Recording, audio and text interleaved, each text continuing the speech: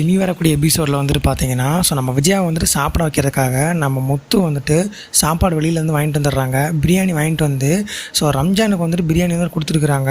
அவங்க வேண்டி கொடுத்தது. அந்த பிரியாணி சாப்பிட்டோம் அப்படின்னா நீங்கள் நினச்சது வந்து நடக்கும் அப்படின்ற மாதிரி முத்து சொன்னதும் ரோகிணி அதுக்கப்புறமா மனோஜ் இவங்க எல்லாருமே வந்துட்டு எப்படியாவது விஜயாவை சாப்பிட வச்சுன்னு சொல்லி கூப்பிட்டு வர்றாங்க. சரி சாப்பிட்லாம் அப்படின்னு சொல்லிட்டு வந்துட்டு அவங்களும் உட்காந்துடுறாங்க. ரவி சுதி வர்றாங்க அப்படின்னா நான் கண்டிப்பாக அதை சாப்பிட்றேன் அப்படின்னு சொல்லி மலிப்பிடுறாங்க. அப்புறமா வந்துட்டு பார்த்தீங்க அப்படின்னா ரோகிணியோட அப்பா வந்துட்டு எங்கே அப்படின்ற மாதிரி சாப்பிடும் போதே கேட்குறாங்க. சாப்பிட்டு முடிச்சதுக்கப்புறமா பேசிக்கலாம் அப்படின்னு சொல்லிட்டு ரோகிணியோட அப்பாவை கேட்குறாங்க. ரோகிணி வந்துட்டு அழுக ஆரம்பிச்சிடுறாங்க. எனக்கு மட்டும் எங்கள் அப்பா வந்துட்டு பார்க்குறதுக்கு விருப்பம் இருக்காதான் என்ன, அவர் வந்துட்டு இருக்காரு, பட் வந்துட்டு என்னை பார்க்க வரமாட்டேக்காரு அப்படின்ற மாதிரி வந்துட்டு சொல்லிடுறாங்க.